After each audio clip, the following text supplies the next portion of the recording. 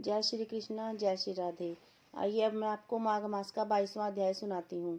लोमस जी ने कहा, एक समय देवदूती नामक वैष्णव ब्राह्मण था।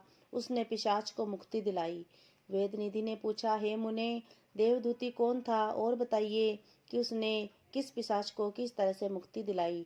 लोमस जी बोले, हे विप्र, देवदूती का आश्रम सरस्वती के तट पर था। वहाँ सभी तरह के पवित्र वृक्ष थे।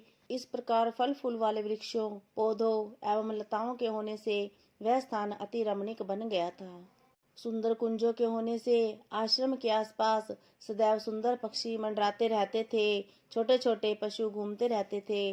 वहाँ का वातावरण परम शांत और मनोहर था। देवदूती के पिता ने उग्र तपस्या के द्वारा भगवान विष्णु को प्रसन्न करके इस पुत्र को वर द्वारा प्राप्त किया था। देवदूती परम धर्मात्मा श्रेष्ठ ब्राह्मण था। वह नियम पूर्वक गर्मी में तपते हुए सूरज की ओर नेत्र करके पंचाग्नियों को प्रज्वलित कर तप करता। मूसलाधार वर्षा के समय बाहर खुले स्थल पर कड़कड़ाती बिजलियों के मध्य तप करता। पौष मास को कड़कड़ाती शीत में सरस्वती सरोवर के शीत जल में तप करता रहता था।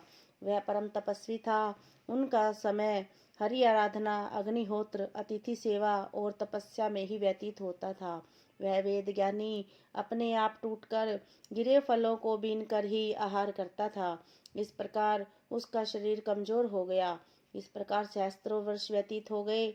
उस तपस्वी के प्रभाव से वह पर्वत तेज से चमकने लगा। उसके तप तेज को सहने की शक्ति किसी में नहीं थी। उसके प्रसाद से वन के समस्त जीवों ने स्वभावी का बैर त्याग दिए थे। वह ब्राह्मण तीनों समय नियम पूर्वक नारायण का पूजन करता। हरि चरणों में ध्यान लगाकर सहस्त्रों सुगंधपूर्ण खिले हुए कमल वेद मंत्रों का पाठ करता हुआ विष्णु के चरणों में अर्पित करता। इन समस्त कर्मों के द्वारा वह भगवान विष्णु को प्रसन्न करता। हे विप्र, महर्षि दधीचि के वरदान के कारण ही वह वैष्णव हुआ था। एक बार जब वह वैशाख की एकादशी को हरि पूजन करके स्तुति कर रहा था तो प्रसन्न हो देवाधिदेव भगवान स्वयं गरुड़ पर चढ़कर उसके सम्मुख प्रकट हुए। मेघ के समान नीच कांति, चतुर्भुज, विशाल नेत्र, समस्त अलंकारों से विभूषित भगवान विष्णु को अपने सम्मुख खड़ा देख उस ब्राह्मण के नेत्रों में जल आ गया। उसका मन हर्ष से विभोर हुआ। शरीर पुलकायमान हो गया और कृतार्थ हो ब्राह्मण प्रभु के चरणों में बारंबार दंडवत प्रणाम करने लगा। भगवान ने प्रसन्न होकर कहा, देवदूती, तुम मेरे परम भक्त हो। हे निष्पाप, मैं तेरी तपस्या से प्रसन्न हूँ और तुझे वर देने के लिए आया हूँ। जो चाहो वर मांग लो।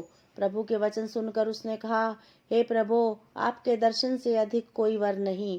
योगी भक्त और ज्ञानी आपके दर्शन की कामना करते हैं। आपके दर्शन मात्र से प्राणी के समस्त बंधन कट जाते हैं।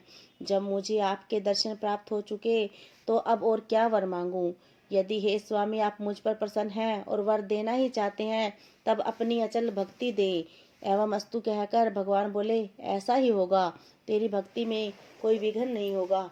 तुम्हारी इस पवित्र कथा को जो भी कोई पढ़ेगा उसे मेरी भक्ति प्राप्त होगी। उनके धर्म कार्य तथा इच्छा पूर्ण होंगे। इतना कह भगवान अंतर्धान हुए और देवदूती उसी समय से नारायण के ध्यान में रम गए। यह था माघ मास का 22वां अध्याय। हरे कृष्णा, राधे राधे। अगर आपको हमारी यह कहानी पसंद आई तो वीडियो को लाइक करें और ऐसी नई नई कहानियाँ सुनने के लिए हमारे चैनल को सब्सक्राइब करें। हरे कृष्णा, राधे राधे।